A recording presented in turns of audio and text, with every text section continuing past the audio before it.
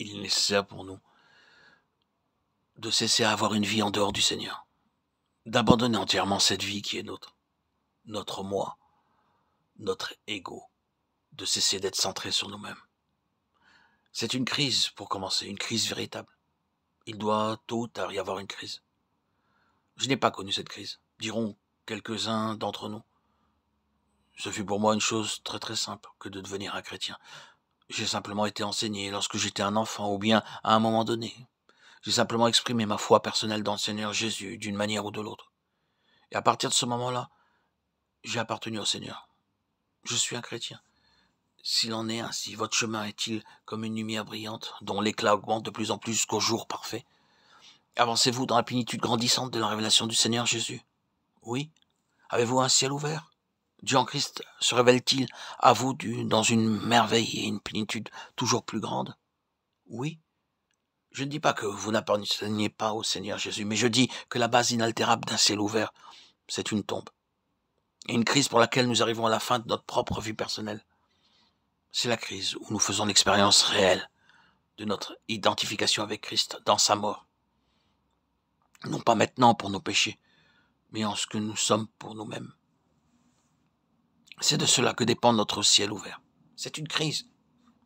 Et cette crise a été l'expérience de plus d'un ou deux d'entre nous. La vérité, c'est que nous étions des enfants de Dieu. Nous connaissions Christ, nous étions sauvés. Nous n'avions aucun doute à cet égard.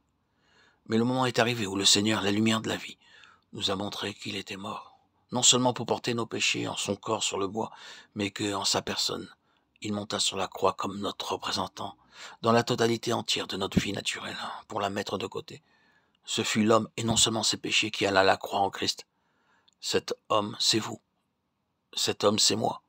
Et nombreux sont ceux qui, après avoir été chrétiens durant des années, sont arrivés à cette crise terrible de leur identification avec Christ, comme homme, comme femme, comme une partie de la race humaine. Non seulement comme des pécheurs, mais comme une partie de la race. En tant qu'homme naturel, bien que régénéré, mais homme naturel. Tout ce que nous sommes par notre vie naturelle.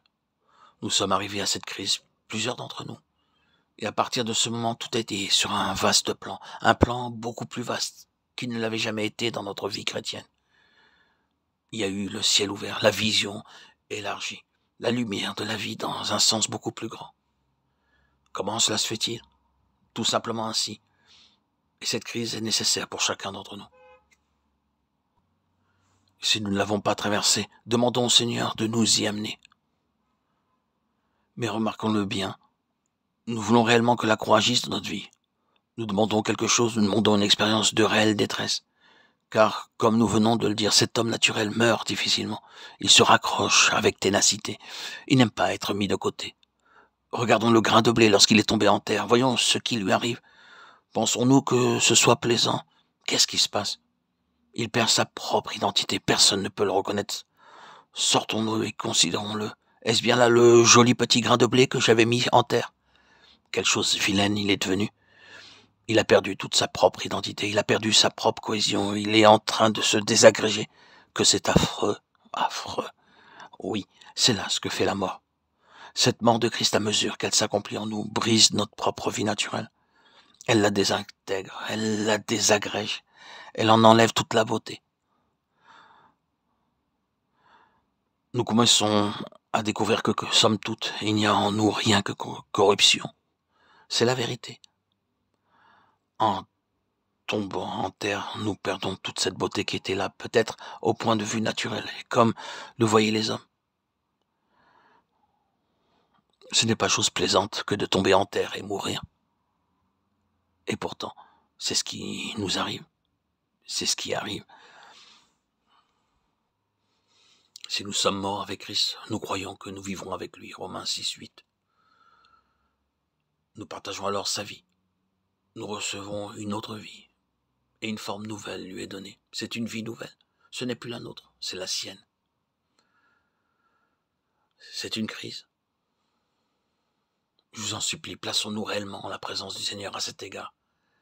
Mais si nous le faisons, attendons-nous à ce que nous venons de dire. Attendons-nous à tomber en morceaux. Attendons-nous à ce que la beauté que nous croyons avoir disparaisse entièrement.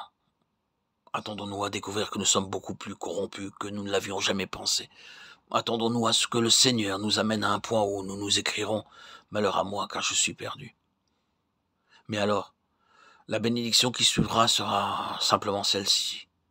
Oh Seigneur, la chose la meilleure qui puisse m'arriver, c'est que je meure. Et le Seigneur dira, c'est précisément là que j'ai voulu t'amener. Je ne puis pas glorifier cette corruption. Il faut là que j'ai voulu t'amener. Il faut en effet que ce corps corruptible revête l'incorruptibilité. 1 Corinthiens 15, 53. Et cette incorruptibilité est le germe de cette vie divine qui est transmise de lui, dans cette semence, qui lui a abandonné sa propre vie. Dieu ne glorifiera point cette humanité, il nous rendra semblables au corps glorieux de Christ. Cela est beaucoup trop profond et encore trop loin devant nous. Mais notre point, c'est que nous devons traverser cette crise pour arriver à la gloire, au but de Dieu.